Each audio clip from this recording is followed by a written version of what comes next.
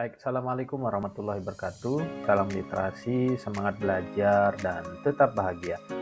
Jumpa lagi bersama Pak Guru. Kali ini kita akan membahas materi tentang pengukuran energi, yaitu besaran usaha dan daya, dilanjutkan dengan hukum kekekalan energi.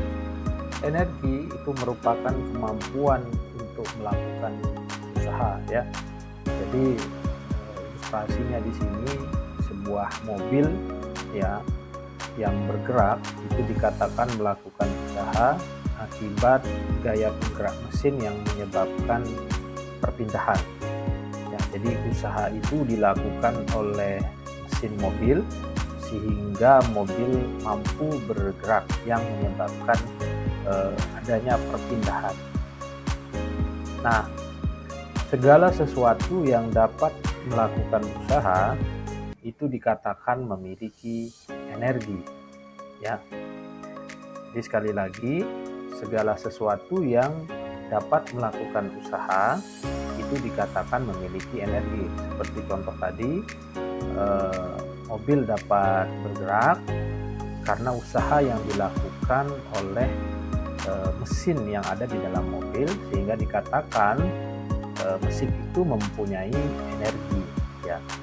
Kemudian dalam kehidupan sehari-hari, ya, satuan energi itu dapat dinyatakan dalam kalori dan kWh, ya. Nah, untuk kalori itu biasanya untuk energi yang dari makanan atau energi panas, ya, itu menggunakan satuan kalori. Sementara untuk kWh itu adalah satuan yang digunakan untuk sumber energi listrik. Nah, perlu juga kita ketahui bahwa energi ini punya satuan standar, ya, satuan standar internasional yang diakui, namanya adalah joule. Jadi semua bentuk energi, mau dia berenergi kinetik, energi potensial, ya, energi panas, energi bunyi, itu satuan internasional itu semuanya sama, yaitu joule, ya. Nah, apa sih rumus matematis dari usaha? Nah, di sini dijelaskan bahwa usaha simbolnya itu adalah W, itu setara dengan atau sama dengan F kali S.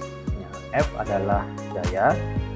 Jadi sekali lagi, gaya itu bisa dalam bentuk dorongan atau tarikan, ya. Jadi F adalah simbol untuk besaran gaya, satuannya adalah Newton, dan S sendiri itu adalah perpindahan, satuannya adalah meter. Nah, kalau kita ingin mengkonversi satuan, ya, misalnya dari kalori menjadi joule, kita harus mengikuti aturan konversinya. Ada nilai kesetaraan konversi, di mana 1 kalori itu setara dengan 4,2 joule. Dengan demikian, maka 2 kalori itu 2 kali 4,2 atau 8,4 joule, ya. Nah, untuk kWh sendiri singkatan dari kilowatt hour. Nah, ini bahasa Inggris, ya. Nah, kemudian watt, ya, watt itu merupakan satuan untuk daya. Nah, apa itu daya? Nah, pengertian dari daya itu adalah laju setiap 1 joule usaha setiap satuan waktu. Nah, di sini diilustrasikan sebuah contoh, misalkan sebuah mesin mobil melakukan usaha 500 joule selama 10 sekon, berapa daya yang dihasilkannya? Jawabannya adalah 50 watt. Dari mana 50 watt ini? Dari rumus P sama dengan W per T, atau P sama dengan E per T. Jadi energi dibagi waktu. 500 joule dibagi dengan 10 itu sama dengan 50 watt, ya. Nah, di sini ada konversi nilai, ya. Misalnya kalau kita ingin mencari 1 kilowatt berapa watt, itu jawabannya adalah 10 pangkat 3 watt atau 10 watt. 1 megawatt itu sama dengan 1 juta watt atau 10 pangkat 6. 1 gigawatt itu setara dengan 10 pangkat 9 watt. Nah, kalau kita ingin mengetahui nilai dari 1 kilowatt hour itu berapa dalam joule, ya. Jadi ada hitung-hitungannya. Ya, 1 kilowatt itu sama dengan 1 kilowatt hour atau 10 pangkat 3 kali 1 jam ya. Nah, dan hasilnya adalah 3,6 kali 10 pangkat 5 joule ya. Nah, setelah kita turunkan 1 kilowatt itu ternyata setara dengan 3,6 kali 10 pangkat 5 joule. Nah, ini adalah nilai kesetaraan satuan ya. Baik, tadi adalah perhitungan energi yaitu usaha dan daya. Sekarang kita masuk ke materi berikutnya tentang hukum kekekalan energi ya.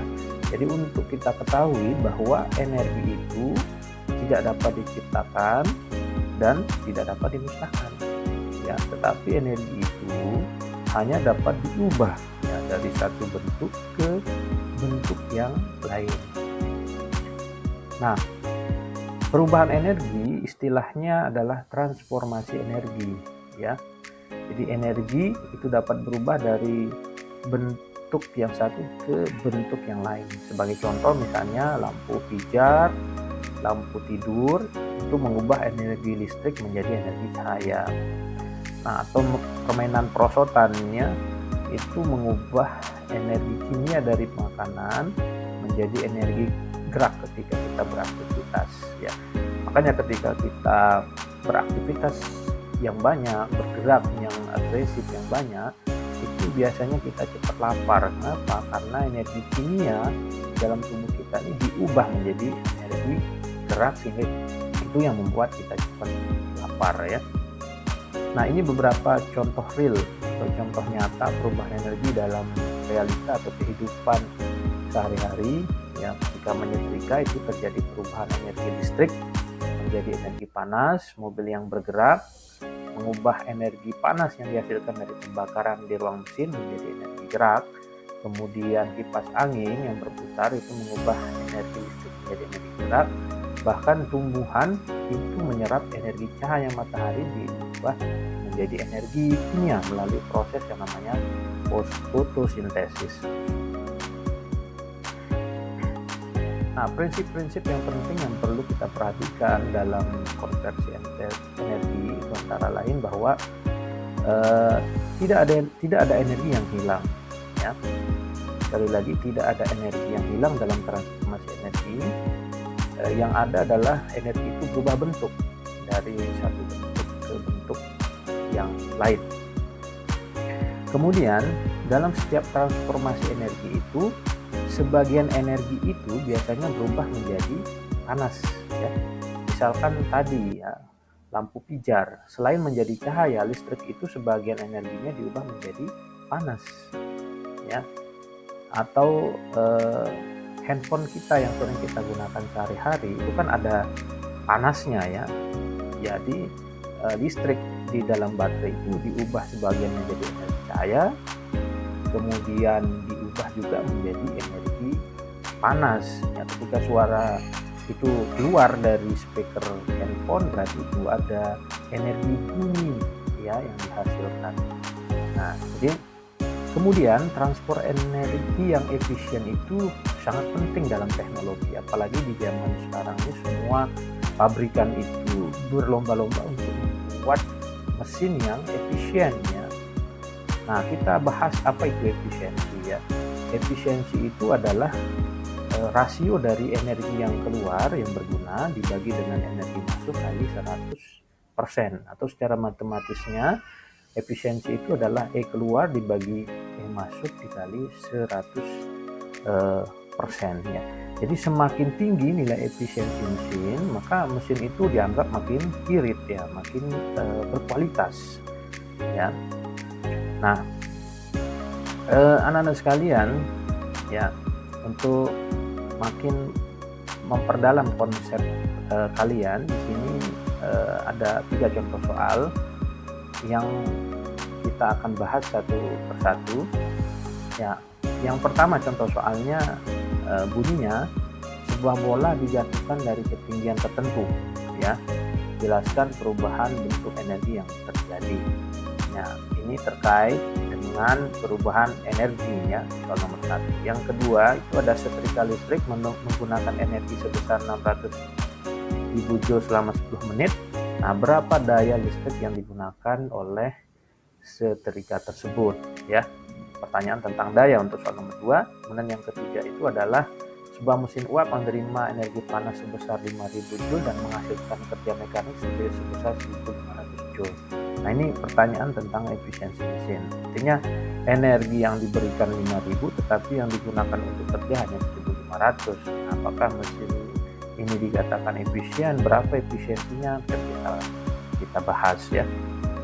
Untuk soal nomor 1, bola yang tadinya digenggam yang berjarak dari permukaan bumi itu memiliki energi potensial ya. Jadi setiap benda yang berjarak dengan permukaan bumi otomatis memiliki energi yang namanya energi potensial. Ketika tangan kita melepas si bola dan bolanya mulai jatuh, berarti sudah terjadi perubahan energi dari energi potensial menjadi energi gerak. Nah, saat bola tepat ya mengenai lantai atau mengenai tanah, itu biasanya keluar bunyi hantaman ya, dan disertai dengan panas pada benda yang bersentuhan. Nah, berarti energi kinetiknya itu diubah sebagian menjadi energi bunyi dan sebagian menjadi energi panas. Nah, untuk soal nomor 2 tentang daya, di sini diketahui energinya adalah 600.000 Joule. Kemudian dinyalakan selama 10 menit atau kalau dijadikan detik itu 10 kali 60 detik, 600 detik ya. Nah, maka dayanya adalah W per T atau 600.000 dibagi 600 hasilnya adalah 1000 watt. Jadi daya yang digunakan oleh lampu itu adalah 1000 watt. Nah, untuk mesin uap yang diberikan energi masukan 5000 Joule sementara energi yang digunakan itu 1500 ya, maka mudah saja energi keluar dibagi energi masuk atau 1500 dibagi dengan 5000 kali 100% itu sama dengan 30%. Jadi mesin uap ini efisiensinya hanya 30%, berarti cukup rendah ya efisiensinya. Baik, itulah Anda sekalian materi kita tentang perhitungan energi yaitu usaha dan daya dan transformasi energi. Mudah-mudahan Anda sekalian bisa memahami materi ini dengan baik. Sampai jumpa di video berikutnya. Terima kasih. Assalamualaikum warahmatullahi wabarakatuh.